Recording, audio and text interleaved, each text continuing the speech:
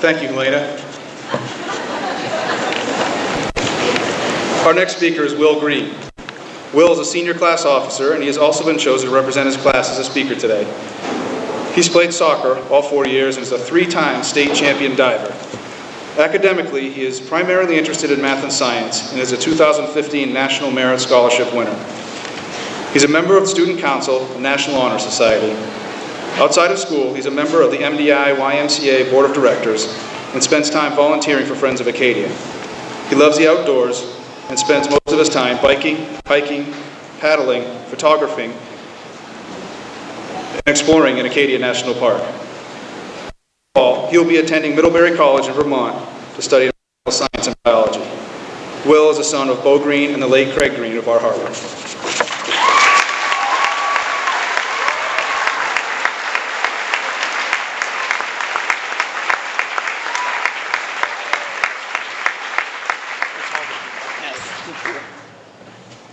Oh boy. Congratulations, everyone. It's been a great 4 years hanging out and getting to know you all. I'm very honored to have been asked to talk to all of you today, so I will do my best to be inspirational. I wish every one of my classmates the very best as we leave high school and go out on our next adventures, whatever they may be. I'm sure it will be hard for all of us on some level to leave this place, whether we're literally leaving the island or just leaving the safety and comfort of the MDIHS community. We've grown up on or next to, arguably, the most gorgeous, diverse, and functional island in the country, in an amazingly supportive and vibrant community, and in a school that cares deeply about each and every one of us. I certainly wouldn't have wanted to grow up anywhere else. Leaving MDI is going to be really hard for me. I hope it will be my home again in the future.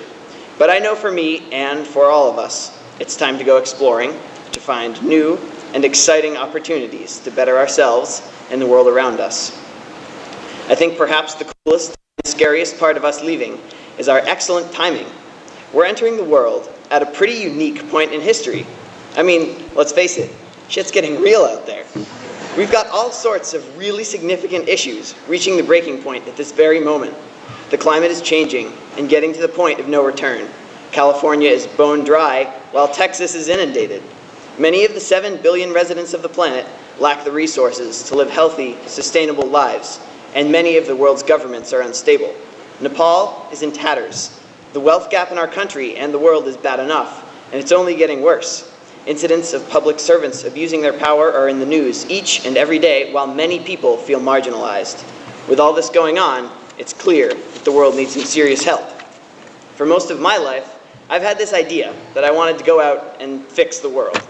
I imagined finding the perfect job that would allow me to find the right answers and figure out how to implement them. I've now realized that our problems are way too big for me to fix by myself. Yes, I do have the potential to make an impact on the world, but I can only do so much as a kid from Maine. We need so much change, and help isn't going to come from one person or one group of people. The only solution to any of these problems, hunger, cancer, climate change, or whatever, is through a communal effort from a whole lot of people.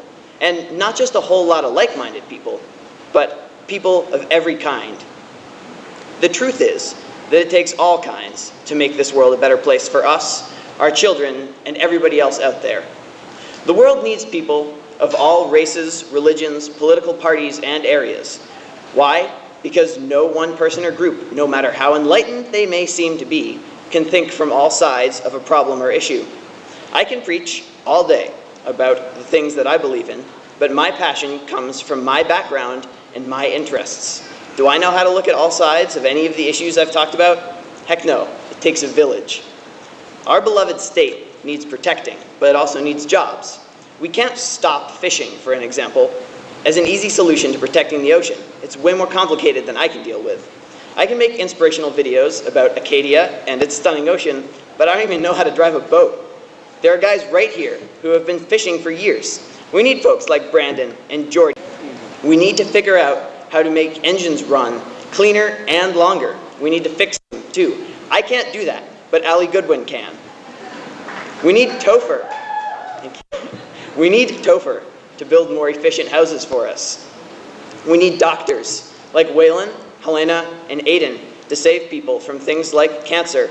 And we need Ivy Kayla and Hannah to nurse and care for those who are suffering.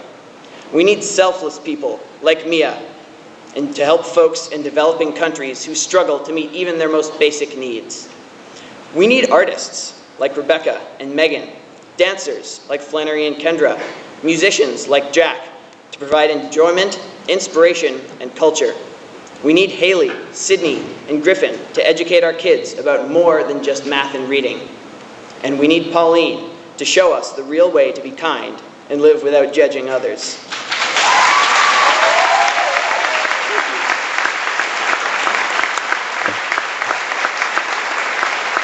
And especially, we need all of us who have or will have kids to be good parents and teach our children how to be good people. The point is that everybody has a role when it comes to making the world a better place, and no one profession or calling is any better or more important than another. No matter what each of us end up doing, each and every one of us has the potential to be a part of the solution. What matters isn't what you do with your life, it's how you do it. And I truly believe that every graduate in the class of 2015 is a good person. Many of us have been through some very difficult situations and experiences. Several of us have lost parents or loved ones, including myself, but that hasn't made us bitter. We've persevered, and that is a testament to our supportive and loving community. Island Strong. Thank you.